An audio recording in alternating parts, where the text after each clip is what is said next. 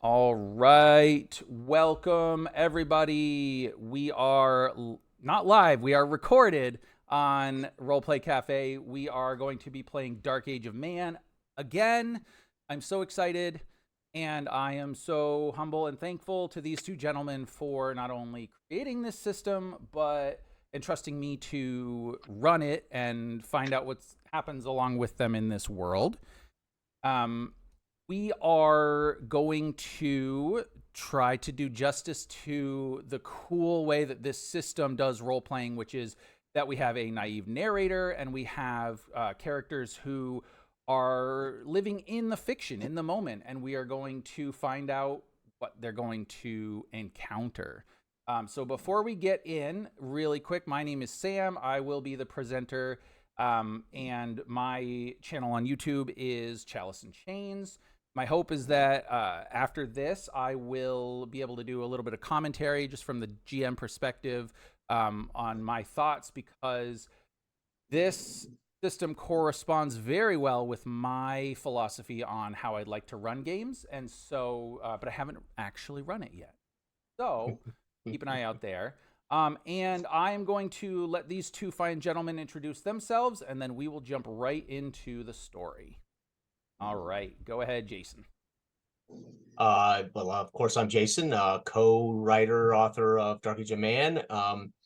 Below me there is Dale. We also do a lot of work on Dale's YouTube channel, Roleplay Cafe, where we play all kinds of games, talk about gaming, philosophy of gaming. We even shared developer, as we worked through this, we shared some developer talk, right? As we ironed out some of this stuff, right? So hammered it out, yeah. Yeah, and I'm playing a merchant from London named Janus with a bodyguard that attends him, Ymir, who is an Arab who does not speak the native language. That's what I'm doing. Yep, and I'll be playing Boethius, which is one of the monks in the abbey locally in town under Lord Westwell's noble control. Sure. Awesome. All right. Thank you, guys. So yeah, we'll just jump right in. So this takes place about 3 years after what I've coined the miracle at Dredgewater. And for anybody who might watch this, that is the previous chronicle that we ran. So you can watch there was 4 sessions. You can watch the events unfold. But this is a bit of a continuation of that. So it's been 3 years since the miracle at Dredgewater, as the locals have referred to. Peace has finally settled across the lake. Lord Westweld Washburn is now the ruler of the town, having succeeded his father, and his father has passed on, and his mother is now secluded in prayer at the Abbey in Howardtown. They did not keep her at the local church here because, he needed to be somewhat further away. He has been married to the second daughter of the King of Northwich for the last 2 years as a way of trying to cement, if not an alliance, at least a peace or a truce between his neighbor to the north, who had shown hostility in sending his Justicar down to the lands in the past. They are expecting their first child within the coming month. So an Etheling will be born to Lord Westweld and Lady Washburn. And so far, it seems, at least the people seem to see contentment from their lord and their lady. But the peace that has been won over these last 3 years is fragile at this point. With the history between Northwich and Dredgewater, right, it's likely that a conflict is probably brewing. So the Bishop Aethelwald who had been given a glebe of land and had built up a church. The people are starting to see the construction of a more grand place of worship within Dredgewater, but it's not complete yet. He went to the north on the behest of Westweld to try to find out what's going on, to make sense of the rumors that he was hearing, and to try to ensure that the peace remains. But he has been missing for the last 6 months. And despite the efforts of in the past for Westweld and the notables of Dredgewater to find out what has happened to their bishop, their saint, ultimately, they have not found out what happened. And so at this point, things have really turned and soured. The mood is much darker than it was, which is unfortunate because it is late spring going into summer, and the land has had a unusual amount of warm, good weather. It has been, the crops are starting to grow earlier than they would. The dredge has flooded less than it might otherwise. And so it has been remarkable. And damper the happiness, because this is Dark Ages, of the people and the town, the rumors are swirling that there are men of the north perhaps meeting with Northwich officials or royals or whatever, and there have been a major increase in bandit attacks on the roads that come in and out of Dredgewater. So those problems are plaguing the people, and Lord Westweld is getting ready to take action. And it is becoming increasingly clear that he is preparing for war, because he believes that it's going to happen.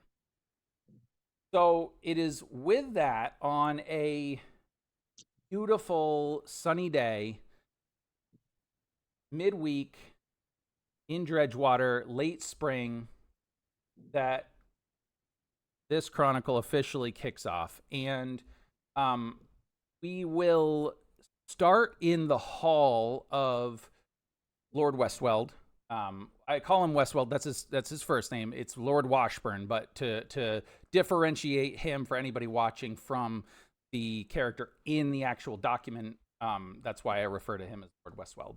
But he is Lord Westweld Washburn, and he is hosting one of the many feasts that he has been able to host the last 3 years, including his aldermen and some select people that are not of noble or wealth, as a way to ingratiate himself to the people, and always as a reminder of the fact that they had this terrible famine and they survived. And so, Brother Boethius, you will find yourself in the hall, or perhaps on your way to the hall, but you have always been invited to this feast because you are one of obviously the clergy in the town, and with the bishop gone, the Lord still needs spiritual counsel, and he also can benefit from the eyes of the representative of God on his aldermen as they discuss business. So go ahead and let me know what Brother Boethius is doing, if he's at the hall or if he's coming or what he's going to do. Yeah. Brother Boethius stood up from his kneeling position, clasping his holy symbol around his neck, underneath the canopy, the shaded canopy of the apple trees on the hill. And finishing his prayer, he stands up and brushes himself off and made up his mind as to what he needed to do. And he gathered his things, and one of them, a cage that he covers with a cloth, and he heads into town, intent on joining the festivities at the hall that he knows he is granted access to by the new Lord Westweld. And he has been there and standing silently to the side until he's granted seating, holding the cage and awaiting to be noticed by the Lord when he enters the chamber, so he can gain audience with him. Absolutely. So sure. And Janus of London, new as of a fortnight to this town. Where would you be at this point? You would have also received an invite to the feast whenever you would like to attend, being a merchant and someone who has valuable items that could perhaps benefit the land as a whole. So. I will have entered the manse of Lord Washburn through the kitchens, where I have peddled and worked hard to establish a trade with the cook and the staff to parlay, get in the good grace of the Lord to purchase more of our spices.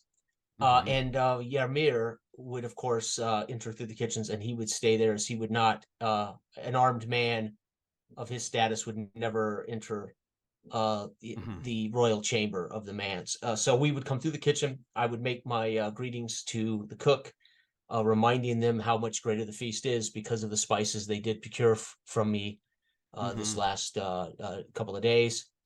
And hopefully the Lord will find these spices much greater upon the plate of these fine feasts that he hopefully will be giving in future.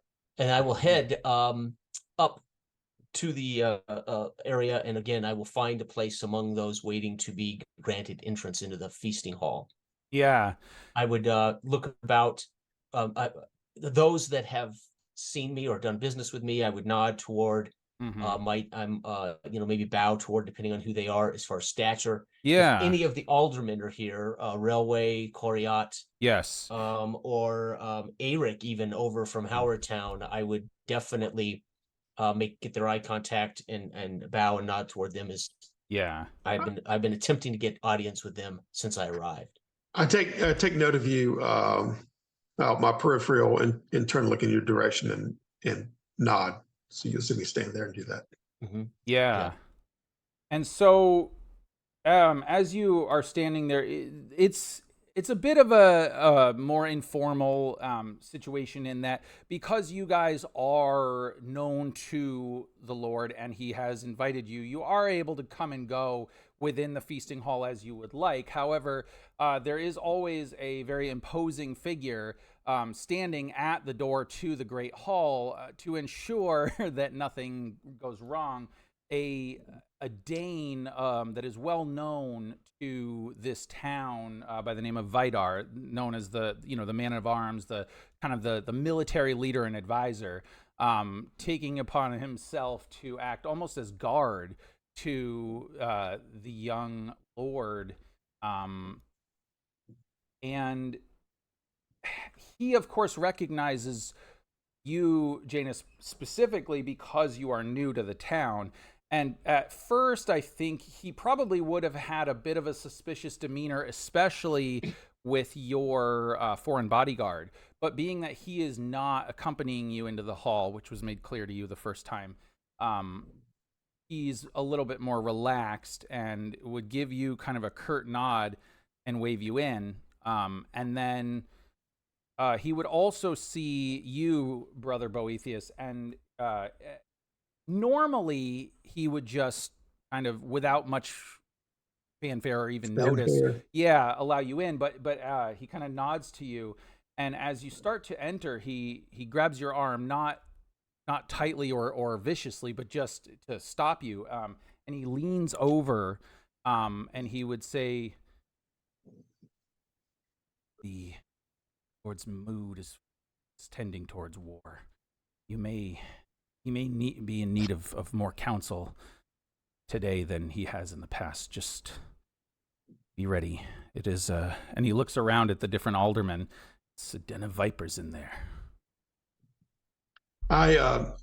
Whenever he touches me, I freeze up, and then I look up at him because he's quite imposing in stature. And then when he releases me, I'll pull away, trying to compute what's going on in his head. And as I do, I reflexively kind of cradle the object in my arms and look at him reluctantly and turn and kind of give him a nod.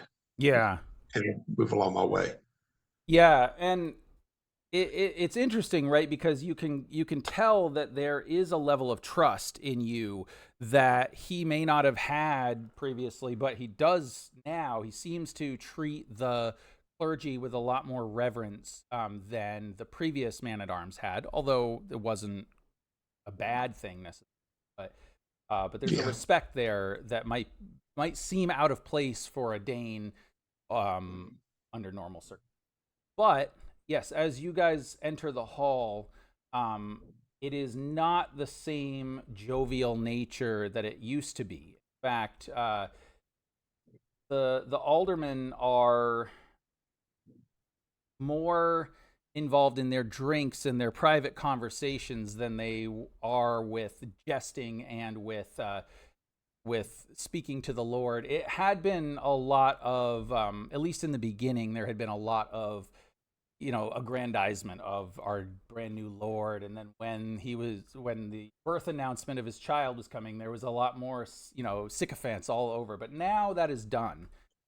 And they, these are the men of Dredgewater and the surrounding lands, and they are no longer, kissing his boots. They are now here to be hopefully his advisors. But you can see that while they are involved in conversation and somewhat comfortably with each other, Westwell is sitting in his large chair at the head of his table, sitting back with a horn filled with presumably the wine that he has gotten from Francia recently, something that they had probably not had a lot of in the last few years. Enjoying himself, but he doesn't have the red face complexion that he has had previously. So he seems to be holding it, but maybe not drinking it. But as he sees you guys enter, Boethius, you would see a look of maybe a little bit of relief on his face as he sees you coming in, because you are one of the people that he trusts. But he does not immediately greet you or acknowledge you other than a nod of his head, because he sees Janus enter as well, and the new merchant, this stranger to the town who has given him delicious food to eat. He holds his hand up and motions for you to come over and say hi to him, speak to him. As I will approach, and as I approach, I will slide to a knee. I will take a knee, and I will however he gestures to me, I will kiss his hand or whatever, if there's that, if he demands that kind of. He does not demand it at all, but you certainly can. In fact, why don't you go ahead and make a perception roll for me? Okay. Because I want to. It will determine something. Okay, let me grab my.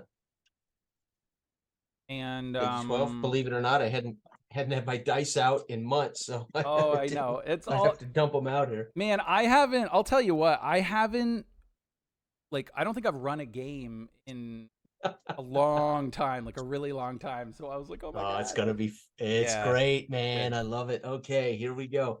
So +2 with my prestige, and we have a 9 + 2, 11. Okay, fantastic. So as you treat him the way that you might nobility or royalty, right? Whatever. You can tell that he allows you to do it, but it's almost more for your benefit than for his. Seems uncomfortable with the fanfare, right? And so as he motions you, thank you, thank you for being here. And then he gets the smallest little crack of a smile on his face as he's clasping your arm, in a familial gesture, but longer than you would normally do. But it's to keep you there so he can talk to you. And he says, I am grateful that you have enlightened our hall with the spices that you've brought, but I fear that my insides are all afire, having never tasted anything like these. Tell me, in your travels, do you eat this regularly? I will stand once he motions me. I will stand before him. You can hear an audible wheeze, raspy chest, pale, dark eyes, clearly struggles to get the appropriate amount of oxygen. A little wheezing response. Oh Lord, you will grow accustomed to the great spices of the world. Your palate, your palate will be the first thing that enjoys the spices, but the rest of your digestion will grow accustomed to it, and it believe it or not, it will do well for your digestion. In India, there are many great spices, and they claim these great spices preserve your food, preserve your body.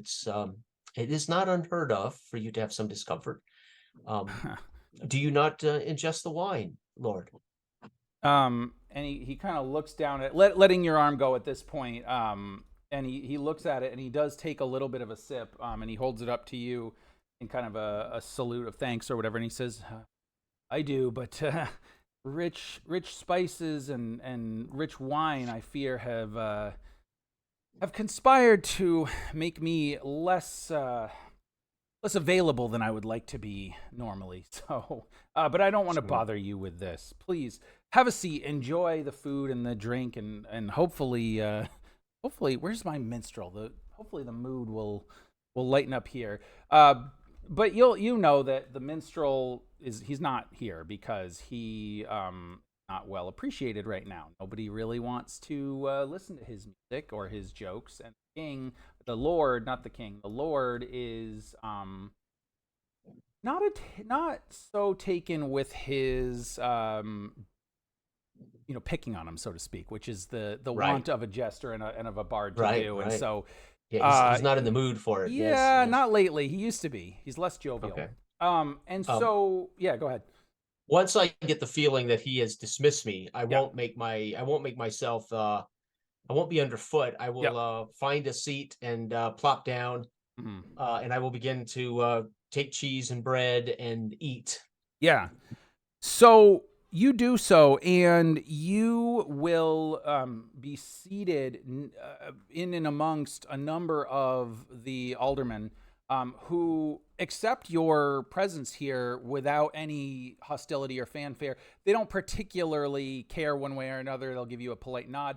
You will know that, and this will have been evident from the beginning, that the alderman von Moore is not here. He's been he did supplicate himself after the events of the past 3 years, not because he wanted to, but because the Lord Westweld had essentially called on his aldermen to raise the fjords and was ready to take over Mort's lands, and so he extracted some concessions from him, including the tutelage of von Mort's son.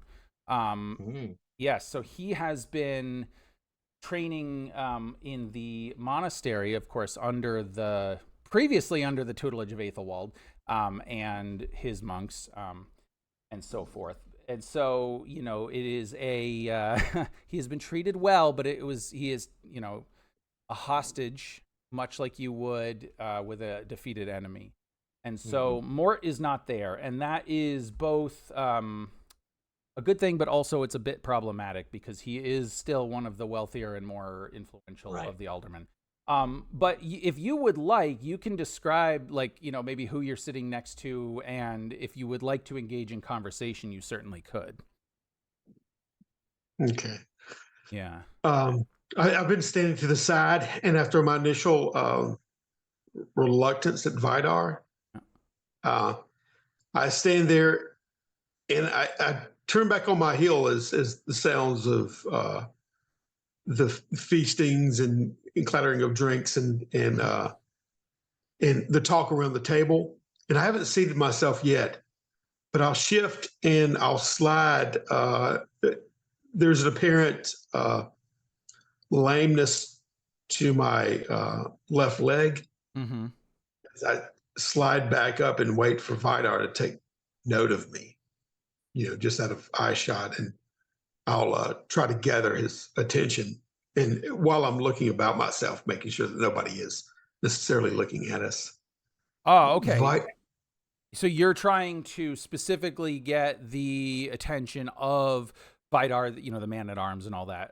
Okay. Yeah, before he sits down, I get posted at guard, and the rest of everybody starts to be focused on the food. I'm going to go over there toward him and get his attention. Sure. Master Vidar. And I'll look around. I wanted to approach our Lord about, and then I'll look both ways and look at him more intently about Bishop Aethelwald. And then I'll look both ways and look up at him. I trust that you are friends of the bishop. Quiet for a moment, looking at you, and he's like, "Yes, of course, I'm friends. I guess you could call it that."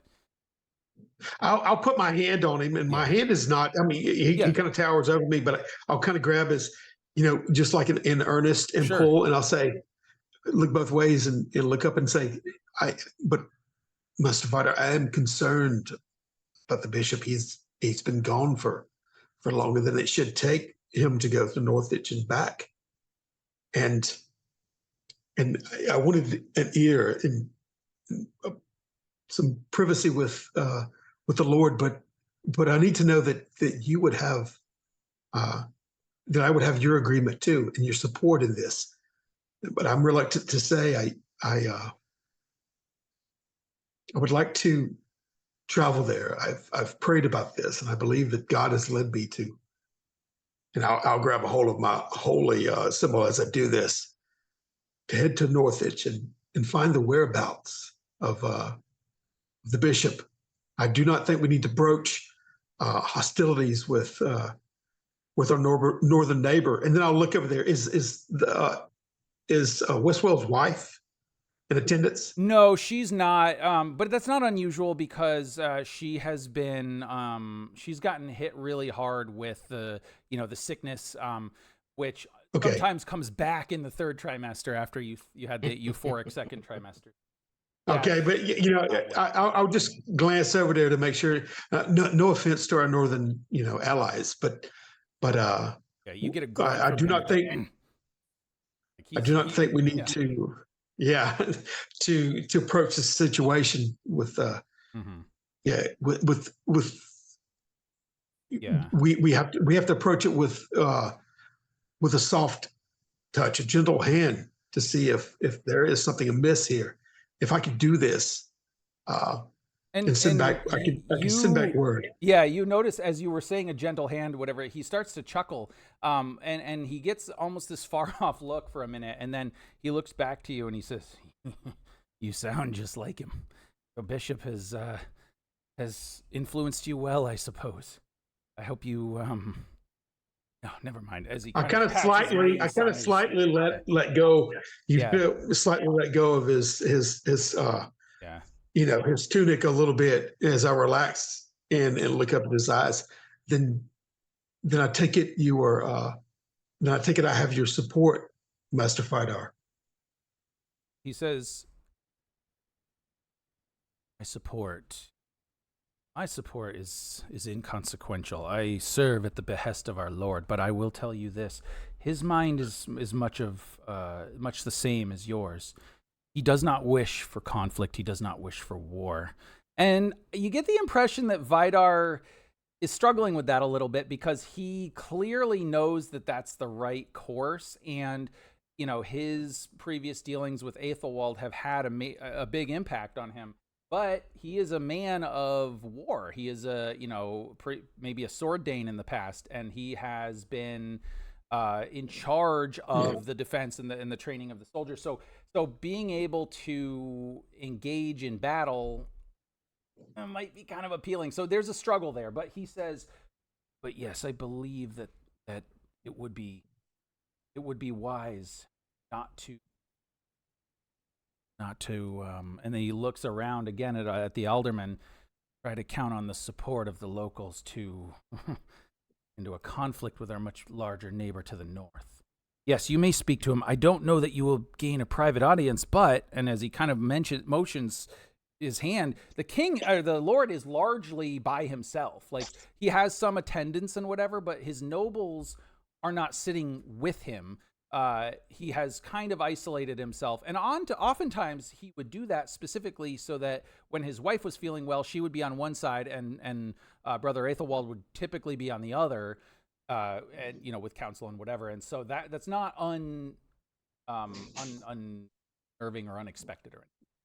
Okay, I relax, my grip a little bit in my posture, and then say, I thank you, Master Vidar. I know it is not easy for a man of action such as yourself to say those words, but we shouldn't be prompted to action without cause, and that is what I need to find. If there is cause, to call such a man as yourself to action, and I'll start to turn with the knowledge and look over there toward the Lord and start walking toward him. You can see my foot drag a little bit behind me, my left leg. Yeah. As I shuffle toward there.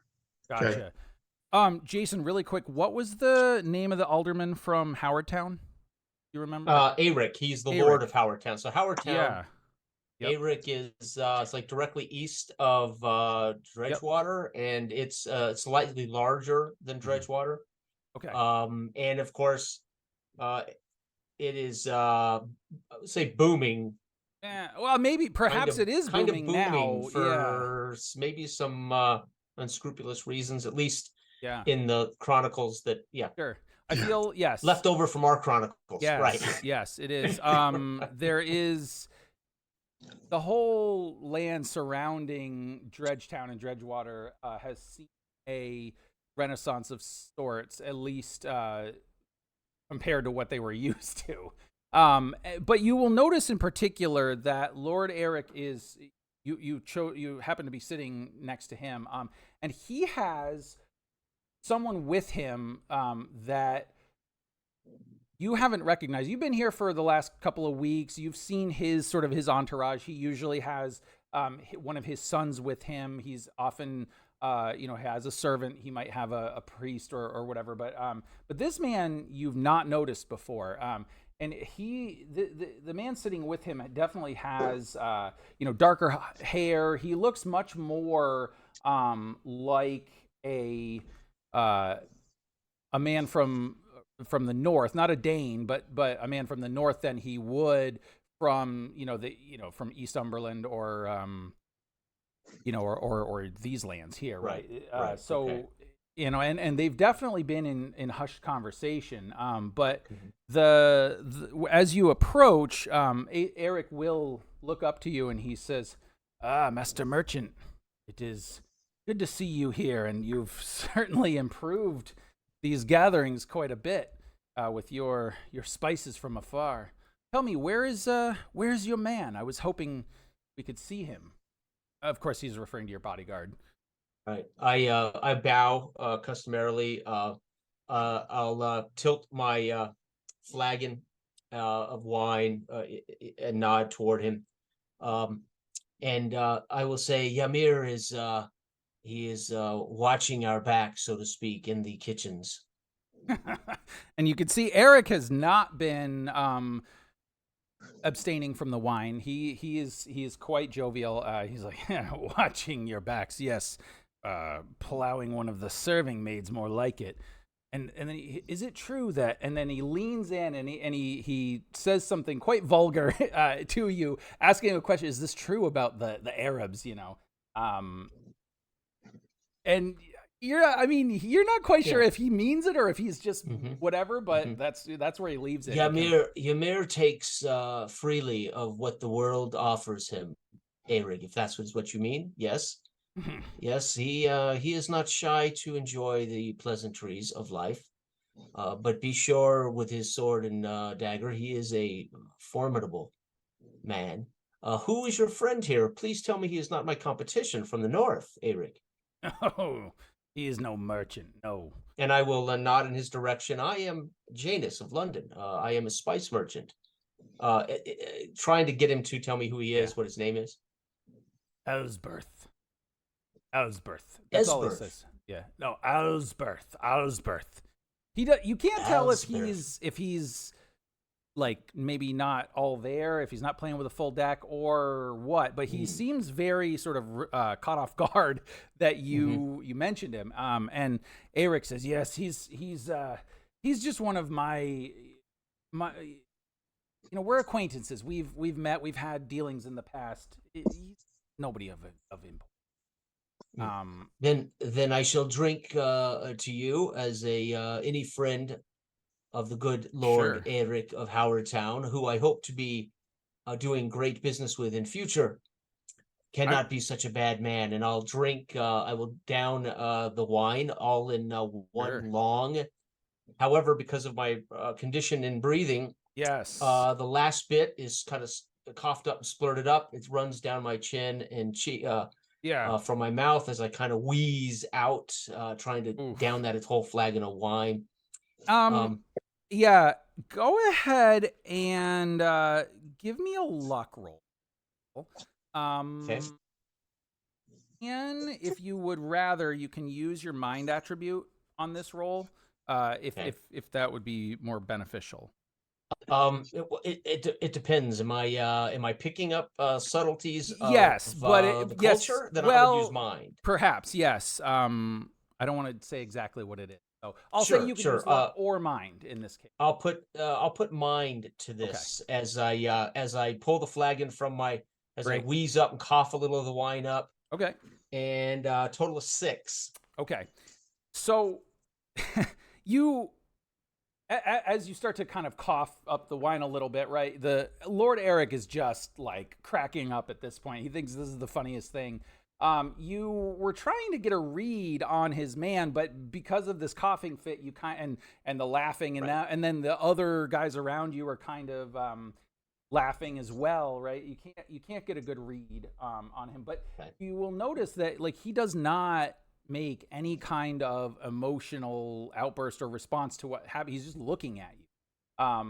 And I think at that point, you will see Westweld kind of look over, right, and he'll start to notice what's happening. And some of the other aldermen around you were laughing, right? They thought it was funny, but they're all eyeing this guy as well. They seem very wary of this new person being here. But we will kick back to Boethius as you see the Westweld starts to kind of stand up a little bit, just trying to see like what's going on here.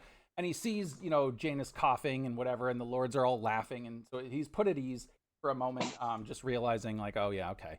But then he spots you specifically, and he kind of motions for you to come over to sit with him. Okay, I look across the table at the sputtering too, and everybody's attention is there. So I see this as an opportunity to kind of slide in while everybody's elsewhere, and I'll slide across and pull my leg and up to my lord's side, and nod toward him and bow slightly. I'm trying to go down on my knee, but the infirm leg is inhibiting that somewhat. So I get down about halfway and I'm looking at him with a strained look. He would immediately stop you before you get halfway. He would pull you back up, and he would say, there's no need for that, brother. Please have a seat. Okay. Have a seat. Yeah. I look at him, in thankfulness and grimace a little bit, and then slide to the right and sit beside him. And I'm holding the little bundle or whatever it is the object, the bundle in my arm as I lean in my Lord, I know that you are in the middle of festivities, but I could not wait any longer. And I feel I've prayed upon this. And I feel it needs to be told to you Speak your to mind decide what freely. to do. Go ahead. I know that Bishop Athelwald has been gone for 6 or more moons and months, and I fear for his safety, and I You as well. not necessarily from our northern neighbors and uh, and uh, and your wife, Lord, but I've heard the rumors are swirling about the Northmen possibly influence, and I would hate to think that the bishop, and then it pains me a little bit, and I lean over, and so I've prayed upon this in the orchard on the hill, and it seems the Lord tells me um, to go north and see what I can see and return word. We don't need this escalating to where there's more bloodshed. There needs to be a retention of peace, which the bishop set off to do. And I'll glance toward his men at arms purposely as I say that. Mm-hmm. All right. And he would have picked up on that, and he would say, "Have no fear, brother. I am of the mind, and Vidar is of the same mind. He does not wish a conflict, although I can tell that his sword thirsts. But I fear, no matter what we do, conflict may be coming. But yes, if you have a mind to travel north to see if you can find him, that would be most welcome." He says, he pauses for a minute, and he says, I hesitate to send you alone, but I fear that if I send men along with you, that it will be seen as perhaps a hostile incursion to from my father-in-law in the north, and I do not wish that at this time. So if you choose to go, know that I cannot send men with you. And he's struggling to find the next words. My hand will reach out without thinking much, and then put it on top of his, like making a connection there. And I say, yes, but the Lord will go with me, but I need you to know that whatever I find, I will return information. And I'll start to pull up the cloth that's over a cage. You can hear the cooing inside of it until I, show him fully. Mm-hmm. And I tend the pigeons at the Abbey, and I can take one along with me and send back word of what of my findings. That way, you can ready your what needs to be done. Yeah, and as you kind of reveal the pigeon to him in the cage, right? He looks at it with a little bit of distaste, right? He's like, why are you bringing a pigeon to the table? But again, he shows deference to the church, obviously, and he just nods like, yeah, that's fine. But it's clear he's got something else on his mind, and he looks to you, very earnestly. I mean, his eyes are not, glazed like they might be with, he is focused and he's serious, and he says, brother, why has God taken Ethelwald from us? Why has he left me without his counsel? He clearly probably the most important, and I know, and I cannot be without his counsel. Why would God have done this? We cannot question the ways of the Lord. Perhaps the Lord had another calling for the bishop that he needed to attend to, but it will all work out for his glory and for your due benefit. Make me a spirit roll, if you would, please. And if you do you have like a holy symbol on you or anything? Is it a 9? Yeah, it's hanging around my neck. Okay. And it's metal cross. Okay. Yep. Okay. So you see that your words, he considers them, and you don't see necessarily a sign of relief on his face, but he definitely is not as melancholy maybe as he was. So it kind of split, it's a split reaction, right? He's not as satisfied as he might be, but he is, he's accepted your words as truth, but he's still, and he A kind little of, bit awkward parlay too. yeah. Well, and he looks at you again, and he says, "Brother, I fear if you take on this journey, you should not go alone. You need to take someone with you. The rumors are whirling.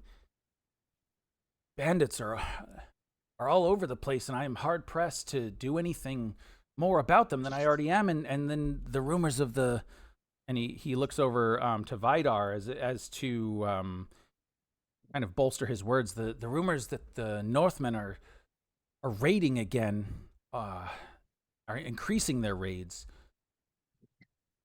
It's troubling news. I haven't been able to confirm any of it, but I have also heard no word from my father-in-law in the north, and it seems that the king to the south, unconcerned with the raids of the... I fear my mind is troubled, and I beseech the Lord for guidance, and day after day, night after night, I'm left to my own thoughts without counsel. And he's starting to ramble at this point, but he says, "But I know that Brother Aethelwald has always said that it is in these times that God is trusting you to rely on your own strength and your own faith." But if you don't stop him, he's going to keep going on. Yes, my Lord. Yeah. I know we should not ask of God what God has given us the ability to do ourselves. I can make the trek. We have the tools, and I gesture toward the pigeon, to get you word back, to see if we can find out what. I shall go on pilgrimage to get under the guise of I shall make a pilgrimage to Northwich, to the abbey there, to see the anchorite, to see the anchorite, and along the way, and then I'll turn around with my finger pointing that gentleman there. I traded spices with him in the market, and he is heading to Northwich for trade. And he has a boat, my lord. I can get there and find out and send word back to you exactly what has happened. We will find out together. The Lord will do for those who do for themselves. We have to do something. We have to send help and aid for the bishop. Yes, of course. And you will need some aid as well. And so he's animated now, and he reaches into his pocket and he pulls out this cloth. It's something. He starts unwrapping cloth. So, and it was, whatever. And then you can see that it is, within that cloth is another smaller piece of cloth that looks like it was torn from a garment, a rough kind of casket. It's sort of a ruddy, brownish, kind of coppery color that almost is like bloodstains that had been, set long ago. And he holds it out to you, and he says, "This was ripped from the cassock of our great bishop before he became our bishop, of course, as during the miracles 3 years ago. It is one of our most holy relics, and please, you must take this with you if you are to take on this journey, because this hopefully will give you some of the protection of the Lord. Not that you would need it, of course, but to ease my mind anyway." And he holds it out to you. And this is like bananas, because like this is something that it would have been well known that Lord Westweld he's very pious, right? And he is very proud of the relics, and he does believe that Aethelwald is a living saint. And so this is, although he hasn't, Aethelwald has not been officially, canonized as a saint, of course. Yeah. He believes it. So this is very meaningful to him, and he wants you to take it. I'm reluctant as I sit there, but this might be a little unorthodox, but if you could roll for him to see if he could discern something from me, and just base it off my spirit, which, I mean, I'd say give me an average roll against an average roll on my spirit. No, you get the impression that he's very caught up in his concern that you will take this, that he can't really read anything on your face. He's Okay. kind of beseeching you, please take this. And so, yeah, he seems aloof to the subtlety at this point. I will, I'll reach out my hand and I'll take it, but my face contorts somewhat as I take it, almost in a slight,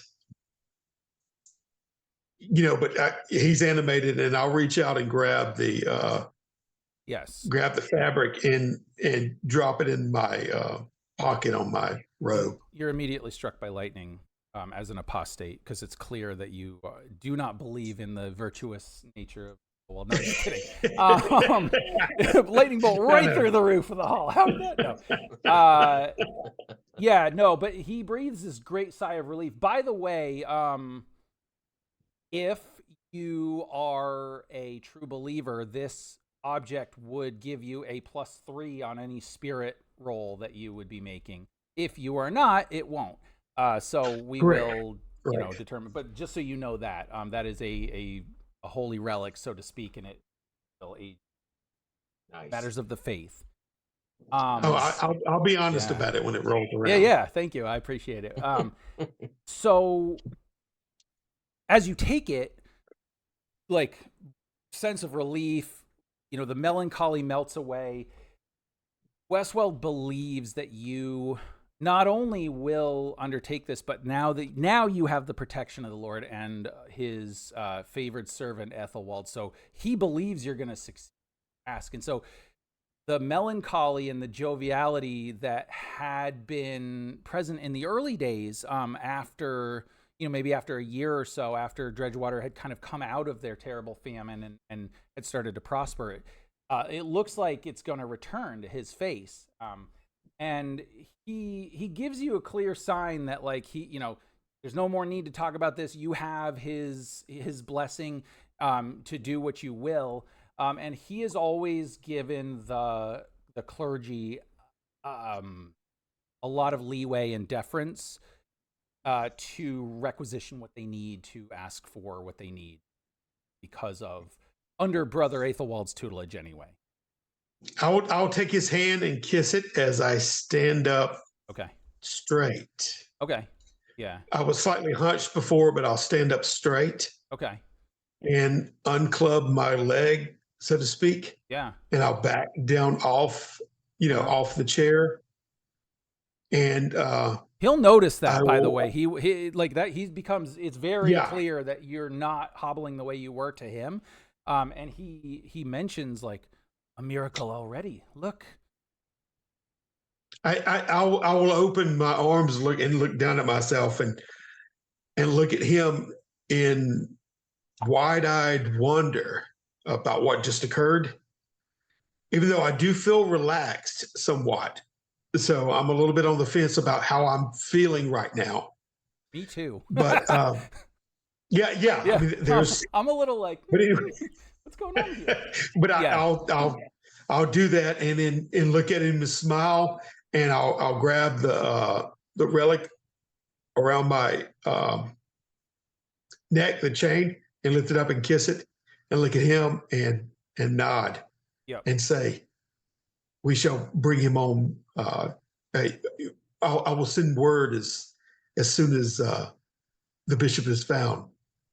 It's in the Lord's hand now." And then I'll turn around and and walk out of the place with the bundle on me, but I'm walking more erect. Yeah, and he will, say God is good and you will prevail, and, very that piety and whatever.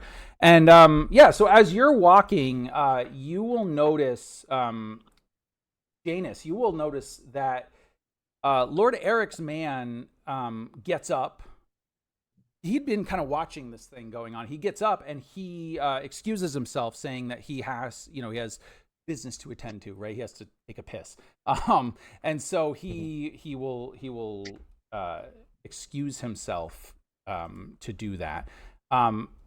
And at this point, the Lord comes down among his aldermen, and he's happier, and he's joking with them, for a moment they're sort of taken aback at the sudden change of mood, but they realize, okay, the priest must have counseled them and put him in a better mood, and so they embrace that. They try, they're having a more enjoyable time, or more raucous and body kind of thing, because his wife is here and the priest is leaving, so he can be a little, or his wife is not here and the priest is leaving, so he can be a little bit more free with his tongue. I will but yeah, I will take advantage of this and kind of slip away and stop a servant and tell the servant girl, fetch my man Ymir and tell him to meet me here at the door of the great hall. And I will follow this Ellsberg to the door of the great hall, and then wait for Yami. Yeah, and so you'll notice that Aylesbury he will exit into the street. He will kind of make his way over behind like some stables where the aldermen likely would have stabled their horses, whatever. You'll also notice that which was the inn that was right in town? Was that the Blackleaf Inn? That's the Blackleaf. Yes, right in the middle of town. So you'll notice that the Blackleaf is doing quite a roaring trade. There's music coming from the common room in there, and in fact, the voice sounds very much like the minstrel that normally played in the Lord's Hall. He's found a new audience. He has a more appreciative audience. But it's a little bit odd because there didn't seem to be that much, like the mood had been pretty dark lately, and so the locals weren't as jovial, and they didn't seem to be spending as much. Everybody was kind of preparing for disaster, so this is a bit odd to say the least, but you'll notice that so after a couple of minutes your man will return to you, looking menacing and imposing as he always does. I will meet him at the door. I won't allow him to come into the chamber where we're feasting, but I'll meet him at the door, and in Arabic I will tell him, there's a man, I believe from the north, who's just left here, and I'll describe him thoroughly. And he has exited and appears to be headed to the Blackleaf Inn. I want you to follow him, Yami, and find out more about him, find out who he is, what he's doing, and I'll dismiss him. Okay. Yeah, and so he kind of makes his way as casually as an Arab in England can over to stand outside the Blackleaf Inn. And he actually kind of peers in the door to see, and he kind of gets like a little more stiff countenance, and then he waits outside. Normally he might go inside, but you're getting the impression that it's rather full and he may not be able to comfortably get in there. And so he just kind of waits outside, and he pulls out a pipe and starts, filling it with something, and he's kind of leaning up against the wall of the inn.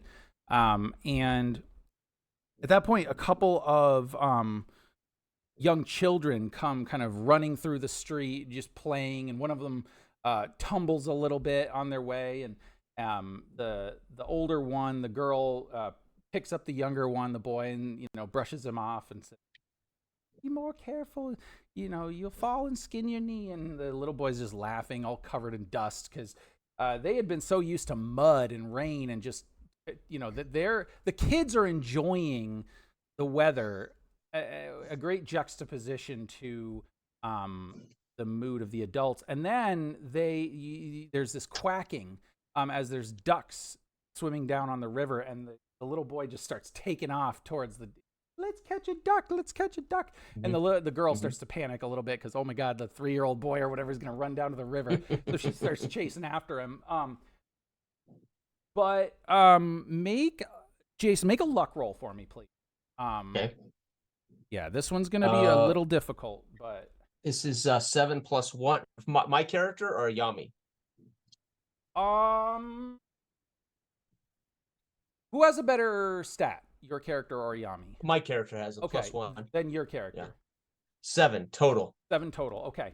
Yeah. So you kind of are distracted by this. You're looking for the duck that this kid is going after, and then you kind of you look back and you see Yami is like walking away. He's traversed some distance in this time, walking kind of a little further out of town, as if following somebody.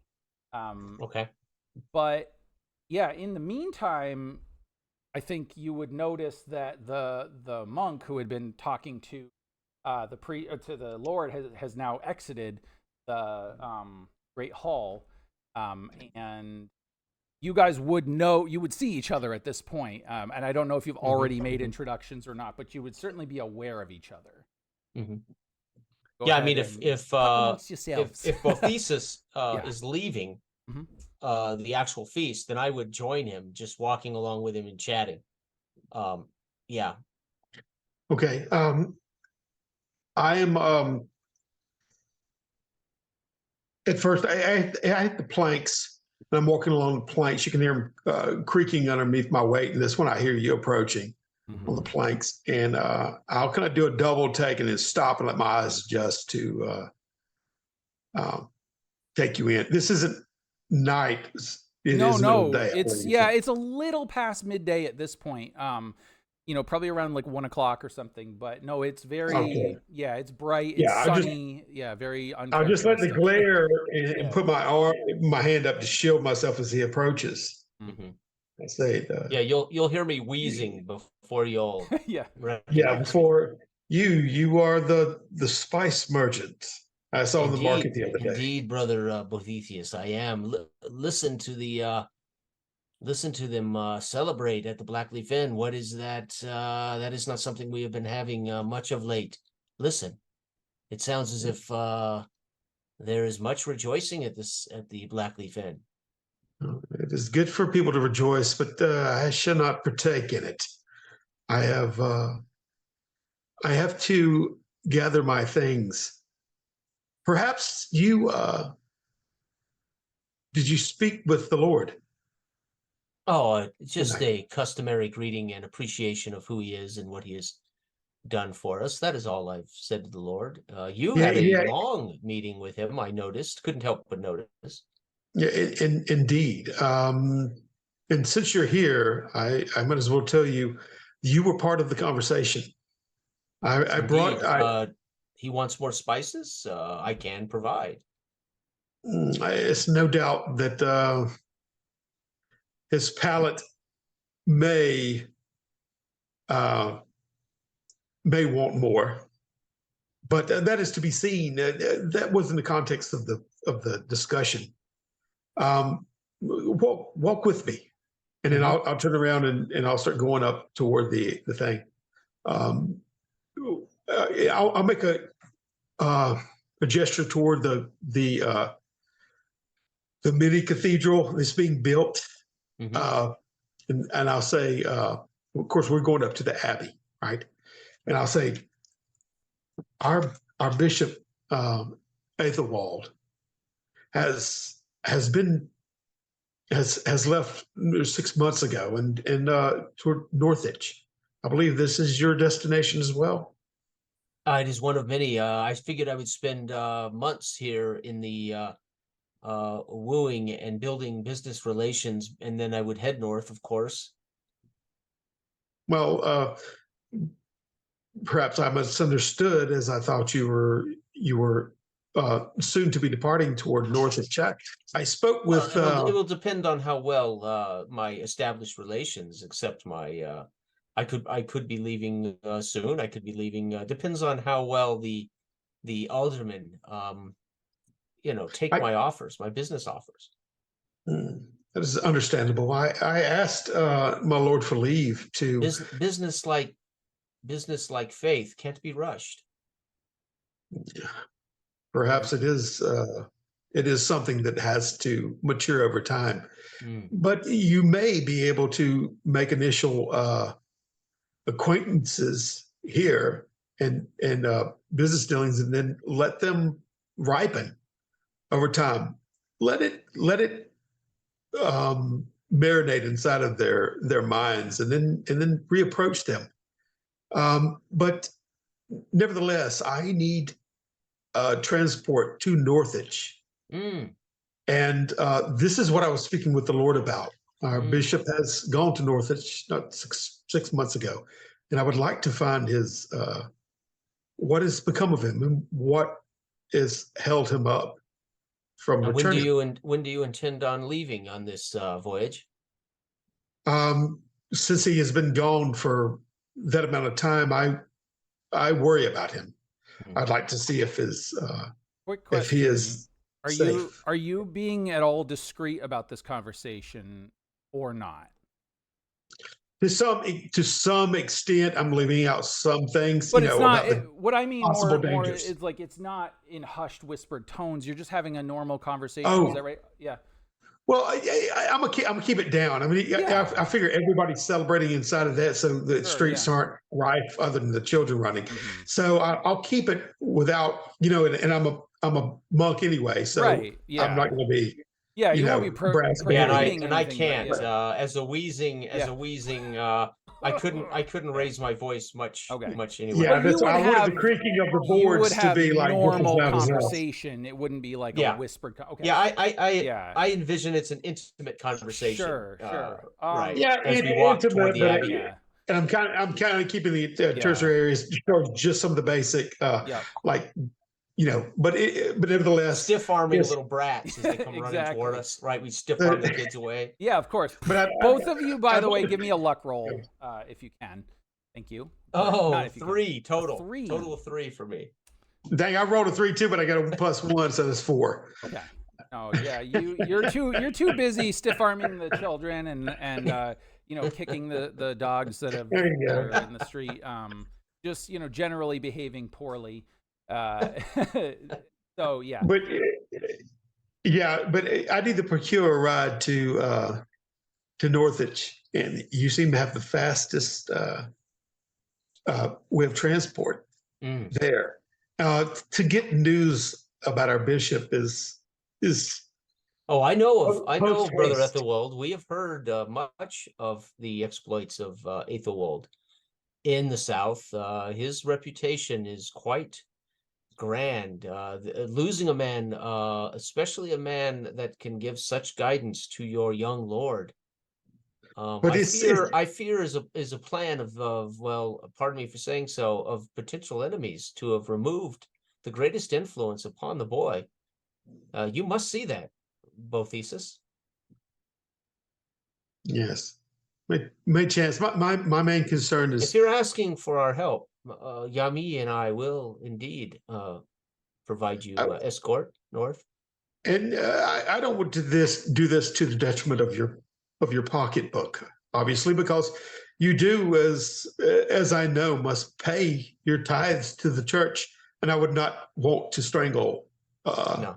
I'll kind of step back a half step and display my garb and my ring. There's a ring on every finger. I will not go broke upon taking you north. And perhaps it could be of your benefit if the Lord sees it that way, that you could make some attachments or lay some counter offers in Northwich, that you could then come back and set up a trade route along the river. It's at this point. Now you think more like a businessman than a monk. It's at this point that you realize that the there are some people around you, and that you don't quite know if they had come out, where they had come from, but one of them in particular is the Alderman Daedrin and his retinue, and it was quite clear that they were eavesdropping or that they had heard your conversation, and so he starts to proclaim rather loudly, "You see, the Lord schemes just like his father, sending this priest and the outsider to Northwich, and it's gonna cause trouble. Making foolish decisions again without his Aethelwald, without his bishop, his minder here." And you open your mouth before you think, Lord Daedrin. Please, I will turn and address consider him. what you say. I will cough up a little phlegm first and spit it in the street, which is completely out of character for how I present myself most of the time. Sure. Right, as now I am dealing with Alderman, Lord, we have great respect for you, but you should in turn have great respect for your lord, the young Washburn. His success has not greatly benefited you, has it not, this last 3 years? Would I not be here, and among others that have brought wealth and trade? We need no. You don't benefit from. He's quite hostile. You can tell he's quite hostile now. And he says, "Yes, the boy has done well for himself, at least with his while his priest was here. But look, now he's gone missing. Perhaps he's gone north on purpose. Perhaps his priest was." No, I better not speak ill of the bishop as he looks to Boethius and his words. Feel free to speak freely.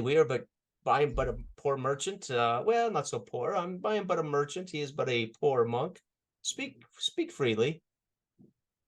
And let us know your mind. He's kind of gauging he's trying to kind of gauge the situation here. But he and you can tell he's got some disdain for you, Janus.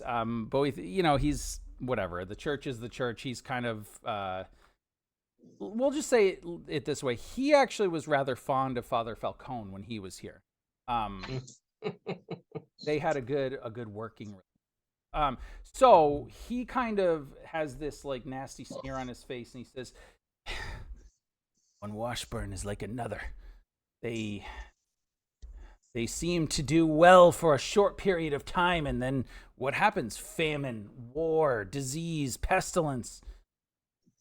I fear we're looking for this again." Well, if you will forgive me for speaking out of turn, Lord Daedrin, with men like you swearing fealty to Washburn, how can he not fail?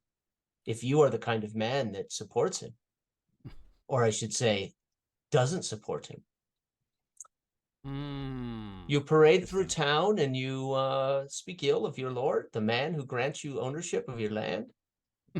Who are you to speak to me this way, you outsider? I'm one of the largest landholders in this area. He would be, without my fear, without my support, the Lord Washburn would be nothing. Okay, I look at Janus and put a calming hand on him, and I say, "Please, the Lord, he is taken to the wine. I'm sure once he settles in the morning, he will think better of what he says. And we should not be in a seat to judge him. Let the Lord judge him." And I don't clarify which one he's talking about.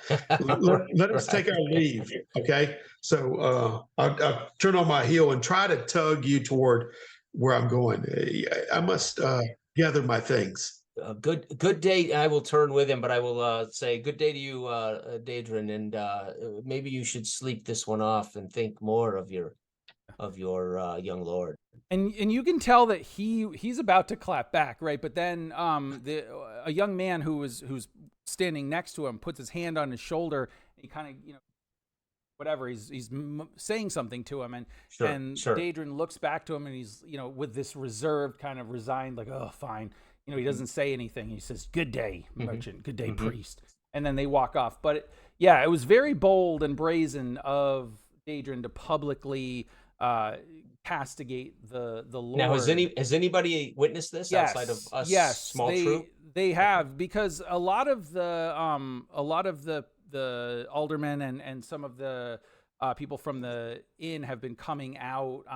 It's time for, or it soon will be time for the sort of afternoon prayers, and in the absence of Bishop Aethelwald, his ward Henry has kind of assumed the duties, at least temporarily, of holding mass and Gotcha. praying and whatever. And he's pretty well respected, even though he's fairly young. But so he's kind of, you can hear the bells start to, or not the bells actually, because they don't have a bell yet. So the call to prayer is going out. Sure. Come to the church. Okay. So people are doing that.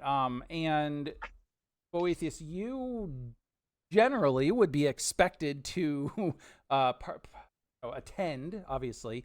However, you know that Henry is going to take care of it, and he's got this under control. If you choose not to, then only God will know, and that's between you and him.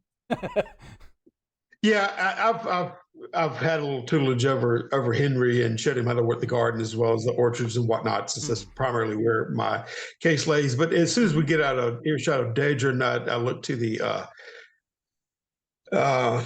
merchant and say he spends his time at the grindstone, keeping the axe sharp. But little does he know it's a headman's axe, and it could sever him from his Lord.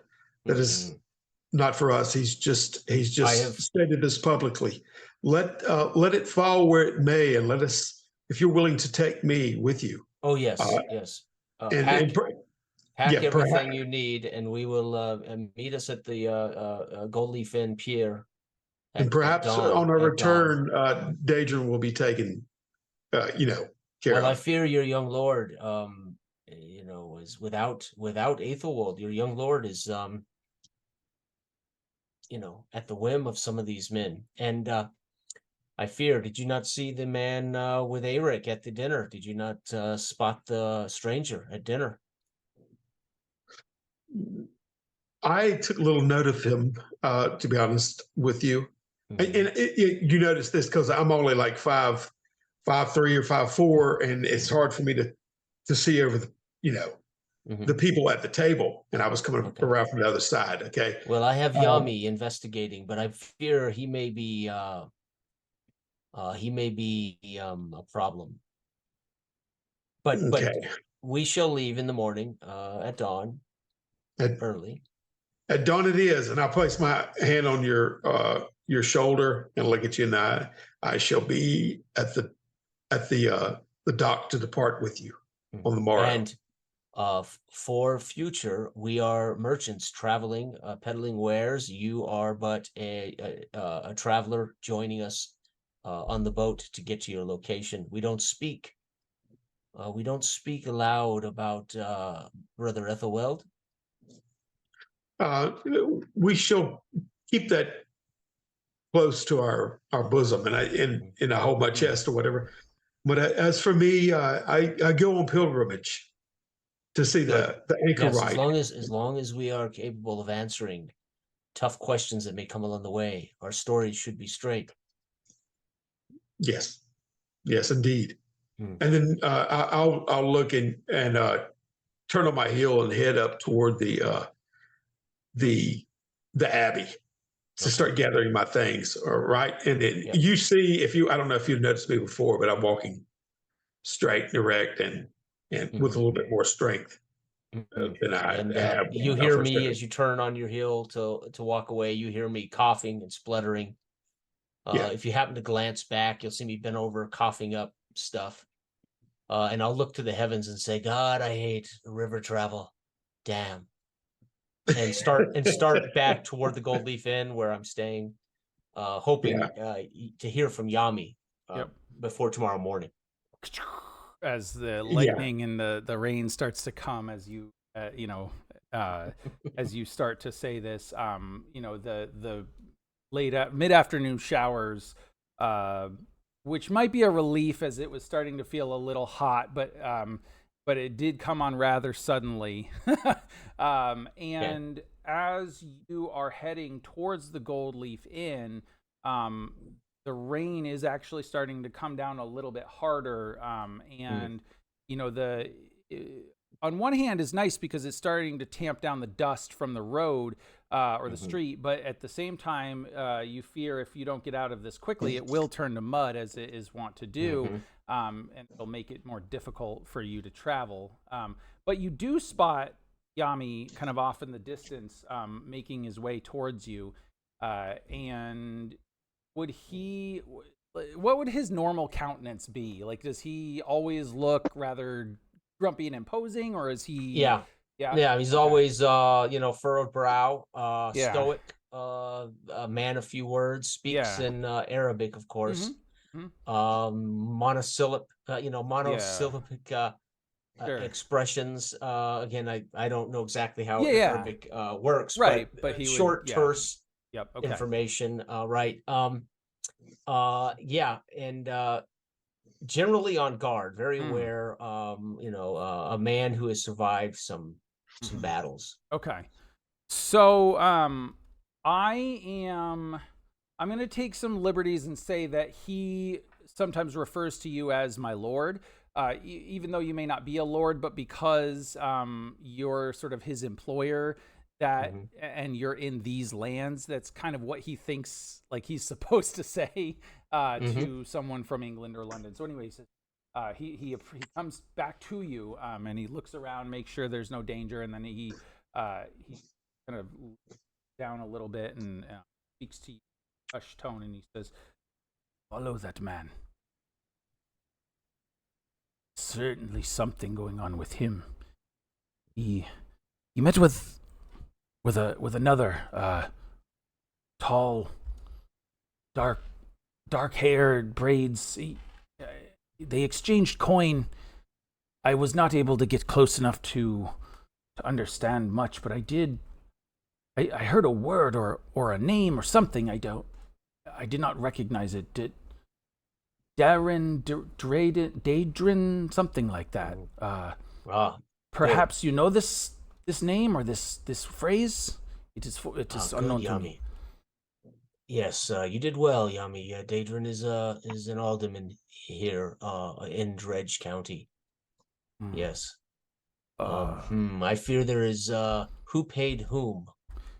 Did he give the big man coin, or did the big man? No, he gave him coin. He gave the big man coin. The big man looked, and he's trying to describe what he kind of points like to himself. He was someone who knew how to handle a sword or an axe or weapons. He looked like a soldier of some kind.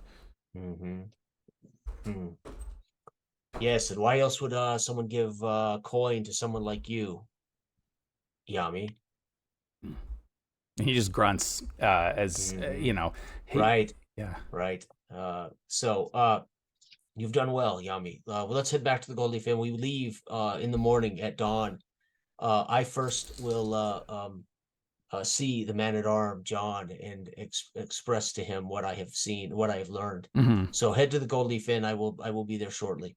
Okay. I will make my way in the rain. I can't really move quickly because I'm, not a healthy human being. But I'll dodge between canopies and between eaves of Blackleaf Inn, and then I'll make my way up the hill, but back to the main manse, where I will ask to see John. Wait, no, Vidar. Would be Vidar. Vidar, yes, right? Vidar is now. Vidar. Yep. Right. I would ask to see Vidar. Yeah, and so I guess perhaps whoever the man at the door was, kind of one of the servants or the house staff or whatever, would know of you, and he says, "Yes, my lord. It's just that Vidar's not here at the moment. He's at his own residence, but I could send word to him if you wish." Point me where his residence are at. I will go myself. he seems very hesitant to do that. Not because he doesn't necessarily trust you, but you get the impression that everybody's a little bit scared of Vidar. Right. Just because, posing figure. But he says, And sure, it's that one over there. And you actually see it's one of the few houses that started to get some like tiling for their roof. sure. It's not the normal thatch that you would see, but it is a little bit more is a little bit nicer than the Romanesque. rest. almost. Yeah, Right. not quite like Roman walls and all that, but it's got tiles Okay. instead of thatch. It's of the new construction that's happening around here, Yes, so to speak. exactly. Yep, part of the Okay. expansion of Dredgetown. Yeah. So I thank him, and I give him a small a baggie of and it's light as if he offers his Mhm. palm, I will drop Sure. this small little pouch. Mhm. And if he's confused, no, not coin, man, salt. And but it is worth what it is worth. And I will head toward Vidar's Sure. abode. I will stomp up onto the door, mud and all, and I will be coughing loudly and spitting on purpose Mhm. to let Vidar know someone is approaching his home.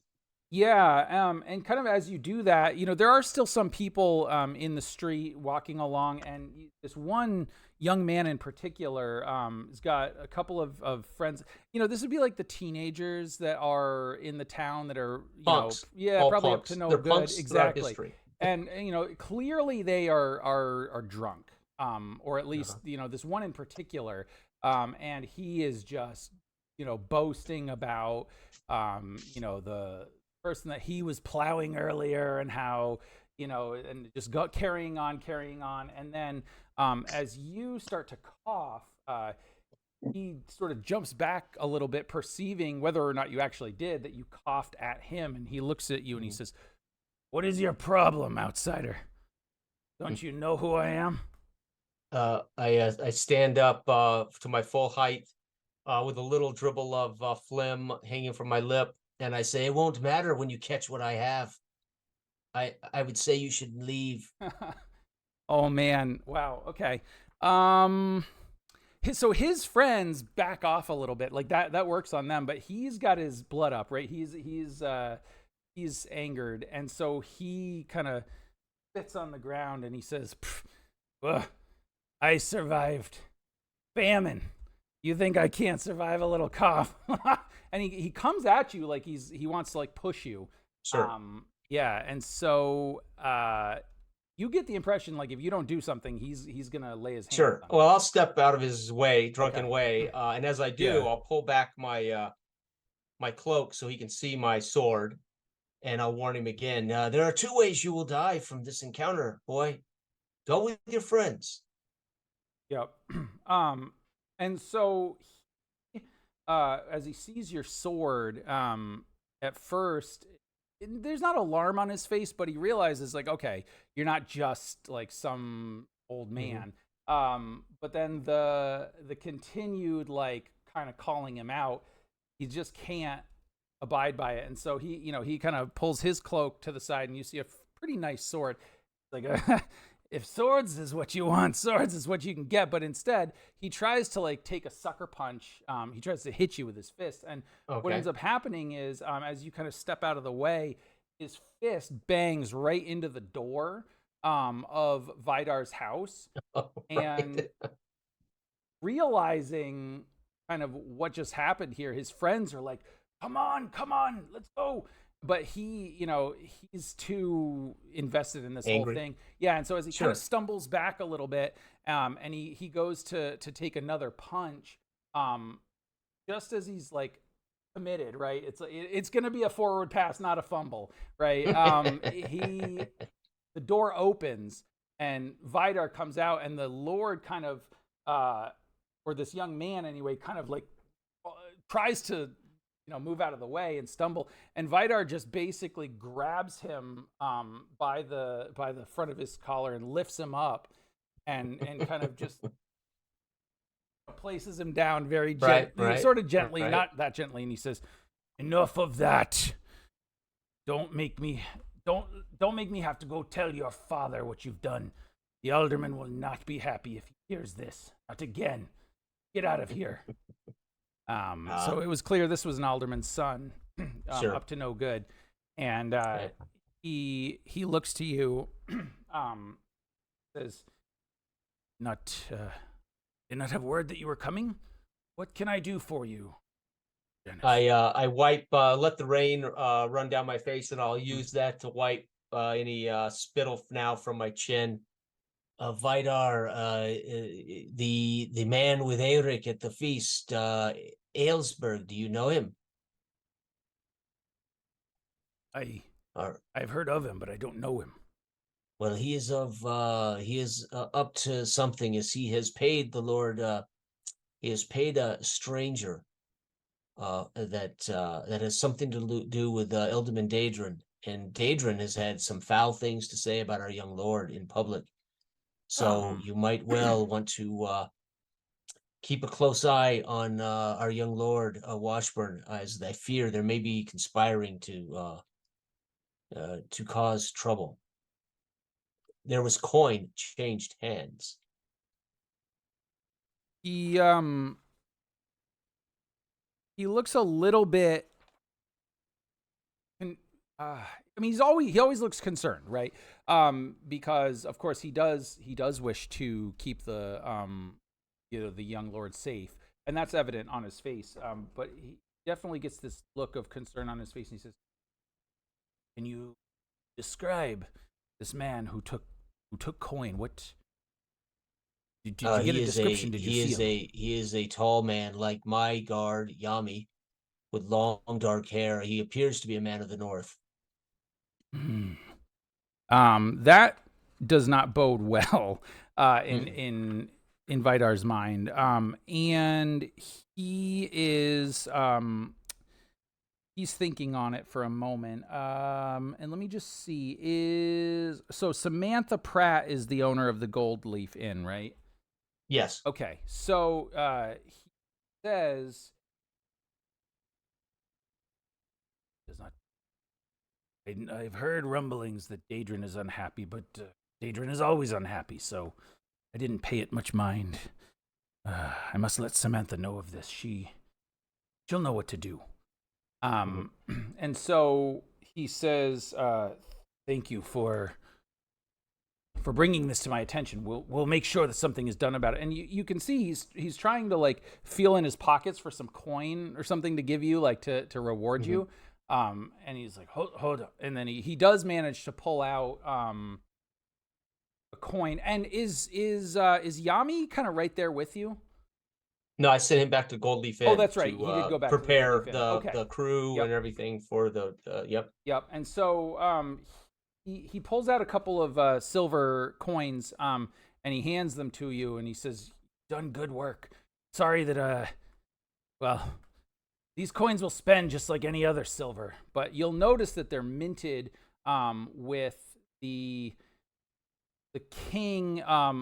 So Northwich is ruled by a not a Saxon, probably an Anglo king, and a lot of the land between Northwich and what is it, East? I can't remember the names now.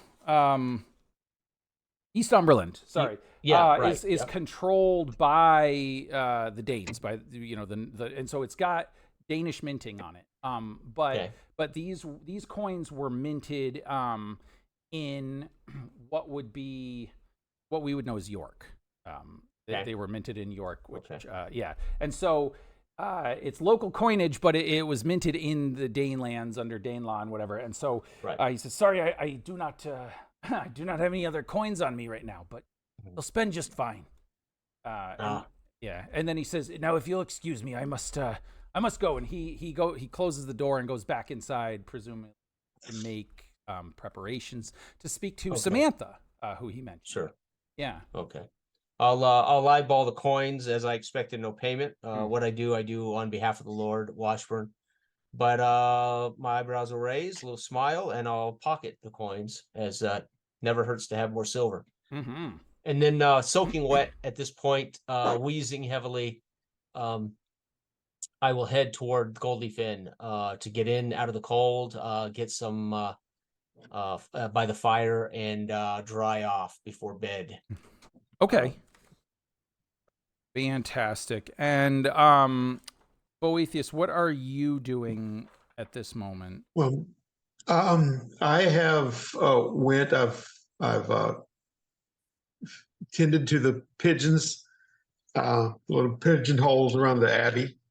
I've during the time that they were in mass, Yeah. is when I gathered some fruits, some vials of different herbs and spices. There's some salves for healing salves. There was a moment where I'm in my room and I pick up that there was a board that I remove from a side area, and then I'll reach in and grab a little bottle of some kind of a coating, and the holy symbol I have around my neck is fairly ornate on the front, but on the back there's a slight little area where I trick it, and then it almost like a scabbard, it slides off, and there is a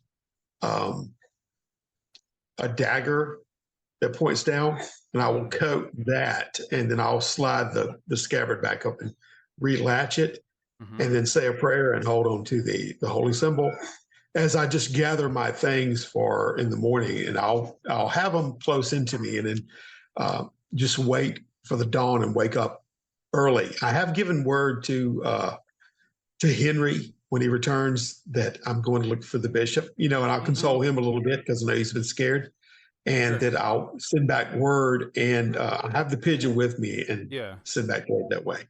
And before you turn in for the night, you in fact, you're unable to get sleep because there is a ruckus or some noise, some carrying on outside, and enough of a disturbance that you go out and investigate it.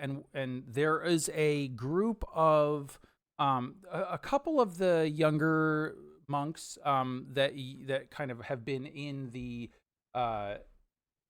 clergy since Aethelwald has become bishop, and other men in town, most of them Christians even before the events of 3 years ago, but some newly become Christians as well.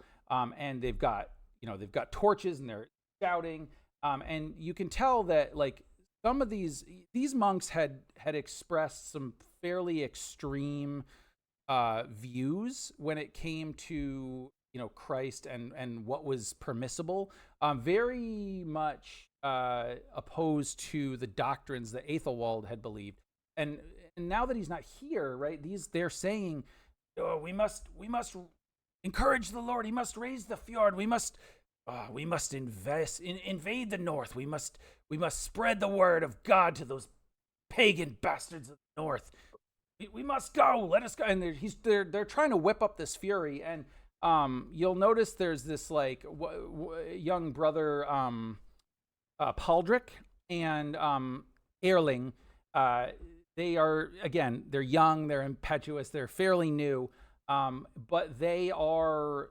And you'll also notice that they are carrying pieces of wood that would be used as a club normally. So they are armed, but not in the traditional sense that you might be with your concealed weapon. But they have weapons that won't shed blood, perhaps. But they are ready. They're looking to rouse some fights, and you can see Henry is there trying to like calm them down. No, this is not the way. Our bishop would not own these actions. Oh, the bishop's not here. It's clear God has not favored him. His way of teaching is wrong. And you're a blasphemer and blah blah blah. Right, and so they're whipping up a frenzy. When this ruckus is going on, and I see Henry doing that. Now I'll walk out, and I'm standing erect, which is more than they've ever seen from me.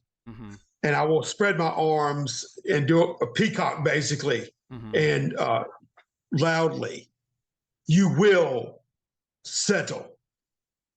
Now I've been there since when Falcone was there. I was the one who helped plant these orchards and the gardens and did the first thing and all, so I'm fairly old, so I know that they're upstarts and I've been, you will not take the Lord's justice in your own hands. You will, make a prestige roll for me, and you can use the +3 bonus in this case, regardless of your religious believings. But go ahead and roll prestige +3, unless you have a higher. Now I don't want to use the. No. You don't have to physically hold it, but I'm telling you that there are circumstances, that will give you that +3. Yeah. Okay. Oh, that's 5 total. Oh my God. Okay. Clearly, God sees into your heart, and He does not like what He sees. Because these men normally would respect what you have to say and would respect the authority of your voice. And while your voice is loud and can be heard, it doesn't quite carry the same weight or the same command as, not enough so to break them out of their fervor. And they say, Brother Boethius, this is none of your concern. Step back. Yeah. You are respected. There's no here, respect to the whole. No, yeah, yeah. It's falling on deaf ears. Yeah, it's like they don't want to hurt you, but they are letting it be known that they're not gonna. I'll turn around and immediately go toward one of the things that I do too is ringing the bell. Yeah. So I'll go to that and start. I just turn on my heel, walk over there to the bell, and start pulling with all my might on the thing to announce to the town. So right now the bell isn't up in a thing yet. It's actually, they got a bell. They had one made, and it's kind of on like a little makeshift thing. So you almost it would be like a little short rope that you would bing, bing, bing, because they're awaiting the bell tower to be built. So yes, you can start ringing the bell. And as you do that, that definitely causes some alarm among the fanatics here. Because the guard, the Lord's guard, does take notice, and you can tell that they're coming. But more noticeable than that, you'll notice that there is another group that has kind of come out from the church grounds or from some of the surrounding houses. And you, having been here enough time, you'll know that these were mostly pagans. Some of them may have converted to the faith, or some of them maybe thinking about it, but they're generally still they still hold to their pagan beliefs generally, but they're not hostile to Christianity. These are people who would have been killed under the pogroms, but have come to become very loyal to the Lord Westweld and to the Bishop Aethelwald, even if they don't take on his faith. And they're armed, and they look like they're ready for something. They have determined looks on their face, and they kind of come up behind Henry as he's still trying to calm things down. And as the bell starts to toll, they start moving in faster because they're worried. And they'll start yelling, oh, what is it that you do? You defy your Christian beliefs and try to commit violence. What would your bishop say?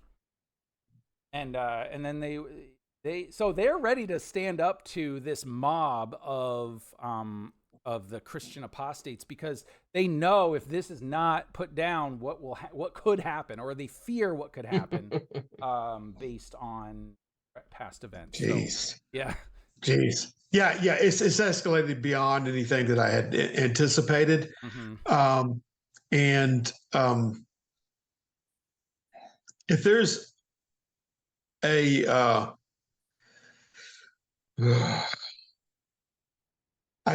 want to ring the bell as as hard as possible, even if I can find a Yeah.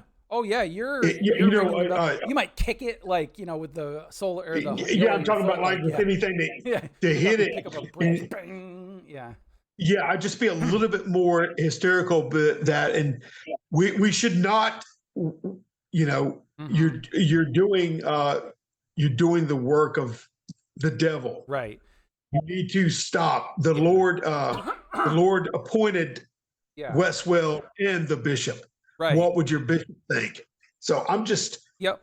basically doubling down on it and ringing it, trying to get the Yeah. Well, more and help. But as the crowd, the two sides sort of are jockeying, right? Nobody is like committed to violence yet, right? And you kind of get the impression they don't really want to fight, but there's a problem. And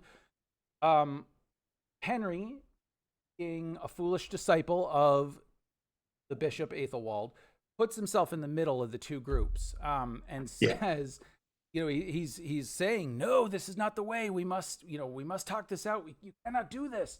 And the Christian fanatics are yelling, get out of the way, young brother Henry.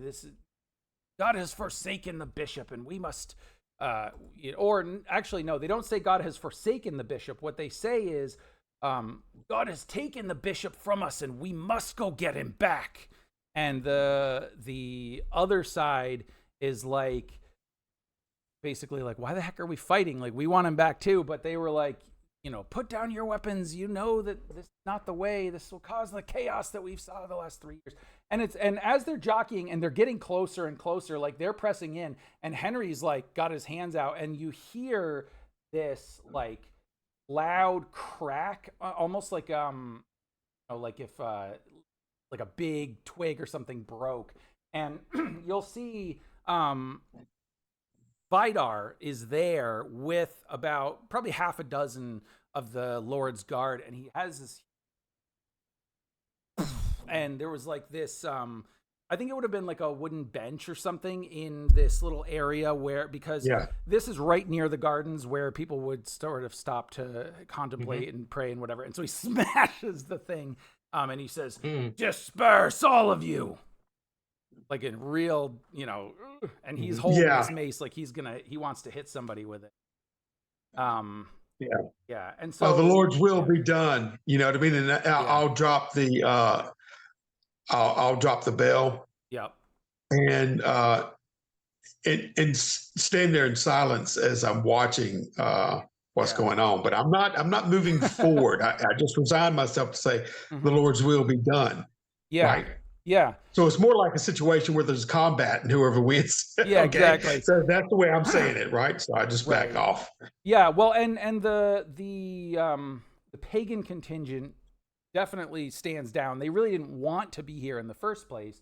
But certainly the fanatics are hesitating at this point because they do not want to tangle with him.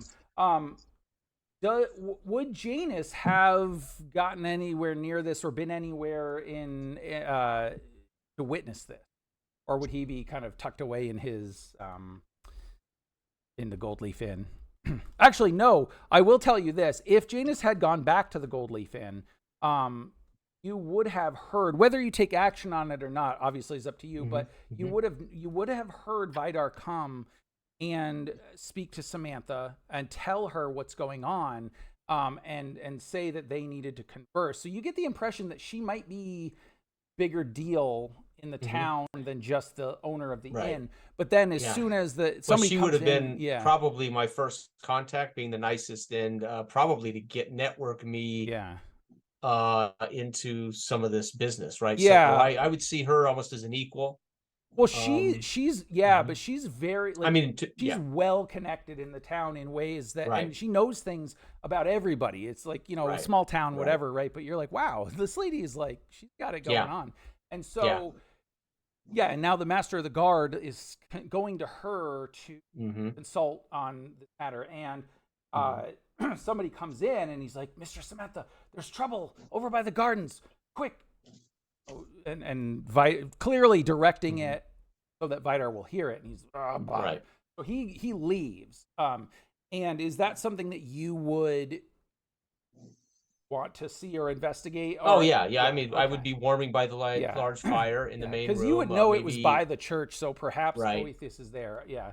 Right. Okay. So I would certainly, but I would wait for Vidar to exit, and I would say to Samantha, things are very quickly falling apart here in Dredgewater. I think there could be some darker days looming for your small village here, Samantha.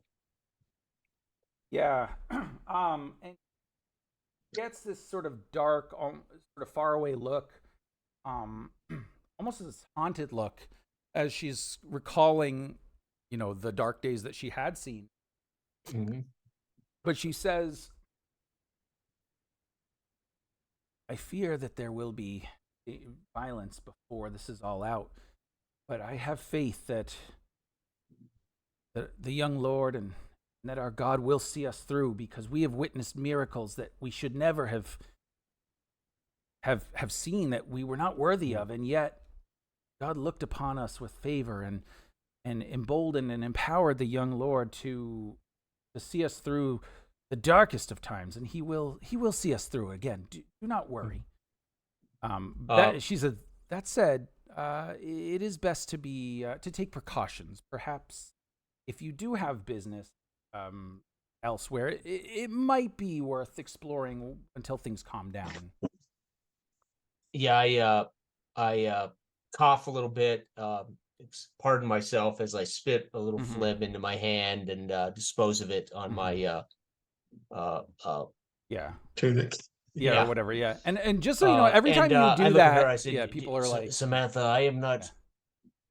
Samantha, look at me. I am not here solely as a man of business. I am not here solely as a man of wealth making. I am here for Ethelweld's. Hopefully, his powers can heal me. So I am here for other reasons. So and she looks sad at that, actually, as you say that. And she says, "Oh, it is unfortunate that you did not arrive 6 months earlier. You would have found him still performing miracles, maybe not quite as grand as all that, but is it true that you seek to head north to find him?" And I assume you hadn't mentioned anything about that. Yeah. No, word gets to you, Samantha, through channels of which I assume in the kitchens of the great Lord Washburn, you have many mice. I'm assuming, yes. It is indeed, and I have greater motivation than, as you now know. I want him to heal me. Well, I do hope that God looks favorably upon you and upon our bishop, and that you will find him and bring him back to us, and perhaps God will see fit to reward you by taking away your sickness. One can only hope, but God is good. And that typically is when if there were other people that God, the whole supplication thing, right? But she does not seem to be a sycophant. She really does seem to believe in what she's saying. Sure. Having been front and center to witness these real life miracles. And so, and she seems, fairly sincere in her desire to have you get better. You've certainly brought custom to her that she might not have otherwise had, and being the first one to buy your spices, she benefited greatly from that. So, but yeah, I've been all over the world, Samantha, and I am not a man of great spirituality, but if Ethelwald is what I have heard and he can do for me a miracle, then it will make me a believer. And she was kind of like wiping down the counter, the bar counter at this point, and she picks up a wooden bowl, and it had the leavings of whatever the soup was for the day, and a little heel of bread, and she holds it up and she says, "He's capable. I feared we would have all died of starvation had he not been here. It was, well, you've heard the stories, of course. It was a miracle before our own eyes. He took the bread and he made enough for everyone. Well, the Lord, through him, it was truly miraculous. So yes, I feel if you were going to find him, you will be blessed with his good fortune, and I have faith that you'll find him. But she actually goes underneath the counter and she grabs out a loaf of bread that was under there, and she gives it to you, and she says, "It's not much, it's just bread, but perhaps if on your journey you start to falter or to feel bereft of God's presence, just imbue this, and perhaps it'll remind you of the miracles that happened here, even though you didn't witness them. Perhaps it will give you heart to carry on in your." I will nod and thank her. And do you know, Samantha, in all your dealings, have you heard any whispers or rumors as to where he went? I mean, he said that he was going to treat with the king of Northwich to see about ensuring the peace of our land. I mean, and then she kind of looks around and nobody's here, and she says, the marriage between Lord Westweld and the Lady Martha is not a happy marriage. It isn't exactly full of strife or contention, but it is not one full of love. And do not fear I fear that alliance is not as strong as everyone may have hoped. But with the child coming, perhaps. But last I knew, as far as I know, he had made it to the king. They need the child to be a boy then, because that's the only way the King of the North will see this as potentially a true alliance. Don't even know. And then she starts to say, God, save them if she has a girl. Yeah, and Samantha looks a bit distraught at that, but she nods in agreement, and she says, no, she will have a boy. We know. She's carrying low. It is known. And everybody does believe she's going to have a boy. That's they've already started picking out names for boys and whatever. And so, so at that point, somebody comes in, one of, that she knows, and starts talking to her, and she says, excuse me, I must attend to this. So, they're whispering in hushed conversation. She's clearly doing something. But, generally, the common room is closed. You are staying at the inn, and you have some favor with her. So, she's obviously will allow you to come down and speak with her, and she was nice enough to give you some bread, but there wouldn't be any, people just sitting there waiting, drinking, whatever. It's rather barren, except for the three of you that are in there. Yeah. Okay. So what would you like to do? And Yami, where is he? Is he with you? Yami will have fetched the father and son owners of the boat that I contracted. Yes. This would be Yuri, the father Yuri, and the son Cole. They are basically the only crew of the small fishing boat. Okay. So he would have gone to wherever they were staying. Probably we would have put them in Blackleaf Inn and paid their way at Blackleaf Inn. Okay. So Yami would just go fetch them, say, get the boat ready for tomorrow's passage, etc. So yeah. Okay. It's, with myself, Yami, the father, the son, and Boethius, we wouldn't have much room for anyone else on the ship. So it isn't a large vessel. Yeah. And okay, interesting. So how would you have gotten here? Would you have taken a wagon and a horse and a donkey, or did you come down? Gone down the Thames from London, and then we would have went north on the River Dredge and floated into every small port. Sure. Did these guys? Did you hire these guys in London? Yes. Okay. Yes. Gotcha. Yeah. So they've been with us now. They've been for your months. transport. Okay. Right. So their ship would be big enough to at least accommodate 3 people and goods. But 4 now, people, goods. Yep, 4 people, right, and goods. Yep. Okay, cool. Yeah, so they will have expected your thing, and so I think perhaps now, as you kind of have listened to and absorbed what Samantha had said, you see out the window, and you start hearing this like bell ringing, right? You hear and you see Yami is out there, and he kind of motions to you as in. Yeah, and I'll as I pass through the Goldie Finn common room, I will kind of get Samantha's attention and kind of wave her as everybody in there might fall out into the street to look. Well, no, I'll it's literally right now because it's a little bit later. It's just you, whoever Samantha's talking to, I missed that. and I missed Samantha. that. Okay. Yeah, it's empty at this point. Yeah. So I'll see if she hears it as well, and then I will kind of Samantha, and I'll wave her toward the open doors as we go out, and I'll look to see in that direction what might be happening. Yeah, and so as you kind of come out, you see, right, the sun is dipping down now behind the horizon, so it's starting to get dark. It's raining.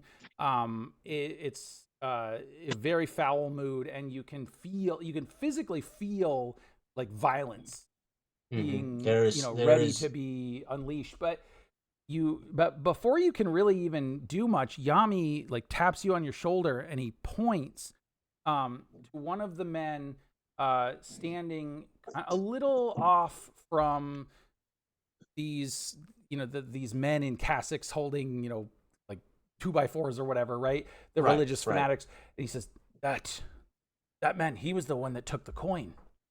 He was the one I saw. Because remember earlier you asked about who the guy was giving. Right. Was he taking coin or giving coin? Yeah. And so it's this. So I'll look at Samantha and I'll say, "Do you know him?" Quickly, Samantha. No, I've not seen him before. Well, I've seen him, but I don't know much about him. Then I will in Arabic tell Yami, bring that man, fetch that man to me now. Okay, and I think Yami will do it. But I don't think he's super happy about it because this guy is big. Like, he's a big dude. He looks probably just as scary as Yami. But he says, and you can tell he's like, and would Yami have like, one of like his big curved scimitar or like what kind of weapon? Yeah, and a dagger. Oh, yes. Okay. Yeah, and a dagger. Yeah.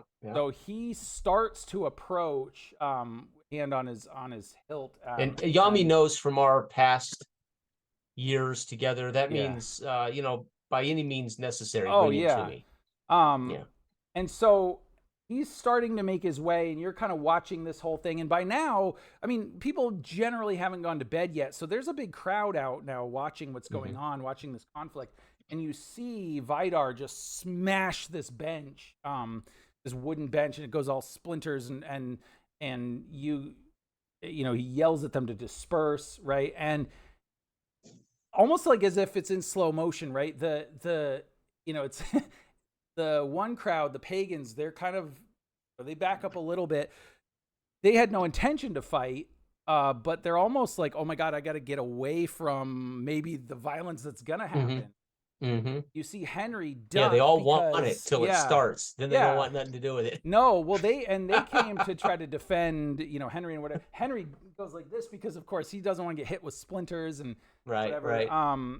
And he's probably expecting to get hit by Vidar because, that's the precedent there. But but then you see also the fanatics kind of rear back a little bit, not quite sure what to make of this, but you can see this man, this large man that, supposedly is up to no good. They look back at him, and he basically is urging them to continue to do whatever they're doing, right? And so, he kind of points to the pagans, and he points to the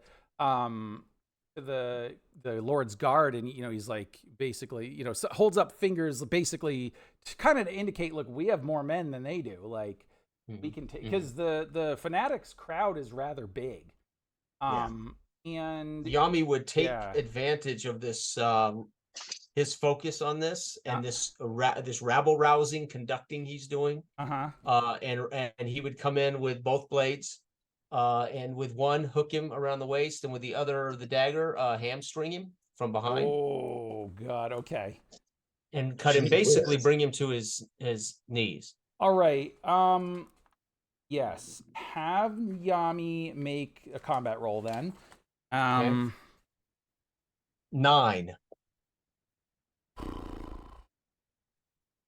Okay, let me see. Okay, so as Yami comes in, right, and he's going to do this move, we're going to call him a Dane because he looks like a Dane, right?